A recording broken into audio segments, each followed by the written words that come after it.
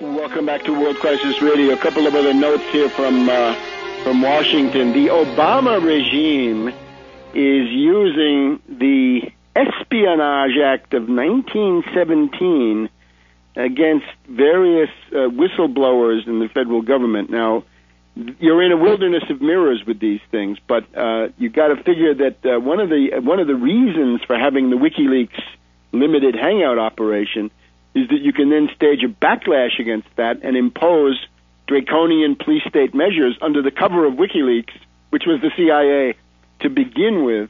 And we have the trial of a former National Security Agency official by the name of Thomas Drake.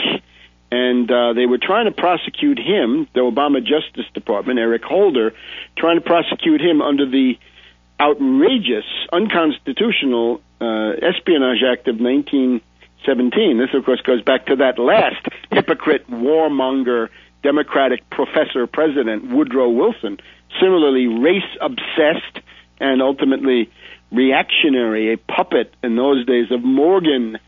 Woodrow Wilson, the puppet of Morgan, and we know this because Theodore Roosevelt was used to get Woodrow Wilson into power and not Taft. He was a beneficiary of a Morgan manipulation of the electoral system. So that's what the law is. The Espionage Act of 1917, sponsored by Woodrow Wilson and the House of Morgan, being used against this guy Thomas Drake. Now, who knows what he was, but the government has now essentially withdrawn their case. Their case has collapsed because they don't want to show the classified material which had been the basis of the prosecution. But in the meantime, in the course of this, the Obama administration is currently running 5 cases, 5, under the Espionage Act of 1917. Bradley Manning, now Bradley Manning, we know, is being crucified because Julian Assange, the head of the WikiLeaks CIA limited hangout operation, is living like the king in the English country house of that British officer with some hypothesis of military intelligence connections of some sort. So Bradley Manning has to be crucified. Yeah, again, you don't know who Bradley Manning is, but I'm saying we should not have the Espionage Act of 1917 being used against any of these people. This is now using WikiLeaks to impose a police state, and we don't want it. Stephen Kim, former State Department analyst accused of leaking to a television reporter, and Jeffrey Sterling, a former CIA analyst, accused of leaking information to New York Times reporter James Risen. So Obama, the oppressor, precisely in the footsteps of the warmonger and race-obsessed Morgan puppet, Wall Street puppet, Woodrow Wilson. Now, the European Union may regulate derivatives. It may have clearinghouses for over-the-counter derivatives and reportability for the exchange-traded derivatives. Let's see. The banks have failed to block the possible reduction of the swipe fee, showing that the bank lobby is not as powerful as it had been. And we've got the House Republicans trying to delay Dodd-Frank. This is funny because Dodd-Frank already has built-in delays of up to a decade or more. The Republicans are saying it's coming too fast. Let's look at the theoretical question, though, underneath this Chinese economic issue. China. How does China do so well? Well, they use the American system. They're Hamiltonians. They have Friedrich List. They've studied Japan. They've studied the Taiwan experience, and a lot of that is borrowed from the U.S. American system. They're dirigists, they're mercantilists, they are protectionists. That's the economic miracle. You want an economic miracle? You get those. They have a controlled currency. They have capital controls. They have state-run credit. They have an industrial policy. They have indicative planning. And their industrial policy is not Kurzarbeit in the German industrial policy, which is simply to manage the poverty, right, to distribute the poverty. Here's an interesting article. The Philadelphia Inquirer of Tuesday, June 7th.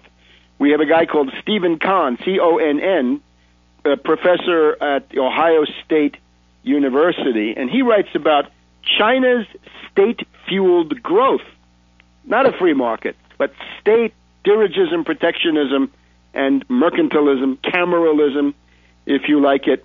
He's been to China. He has ridden in the maglev. The maglev goes 143 miles an hour from Shanghai to from Pudong in the Shanghai to the airport. It's the only commercial one in the world.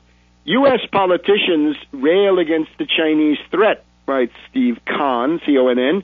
What they don't mention as often is that China's economic success directly contradicts the free market orthodoxy of American conservatives, reactionaries. Under the conservative economic theory, China's booming economy simply cannot exist. A visit to China quickly reveals that its economy is being built not by the miracle of the free market and the private sector alone, but also by public spending on a huge scale. And he says, I won't even mention the fact that key sectors of the Chinese economy, such as the big banks, are controlled by the state. They're state-run enterprises. There's a significant, large public sector. And with that, they got through 2007, 2008 better than most other countries.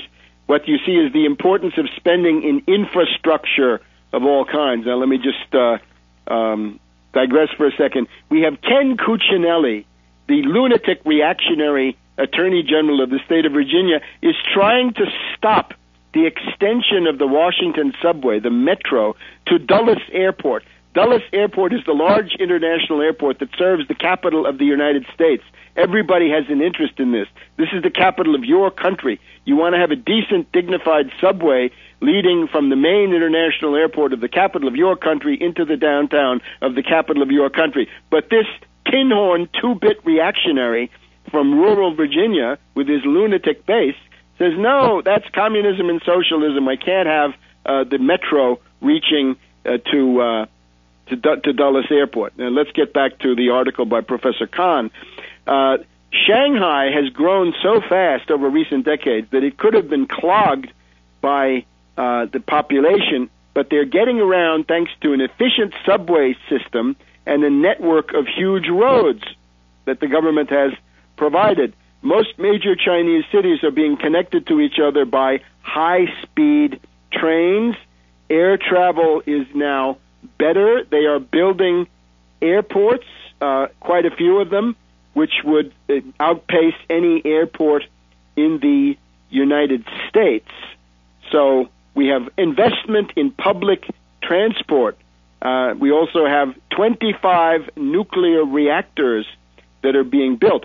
Chinese universities and research institutions are already big, and they are growing rapidly because the government is investing heavily in education.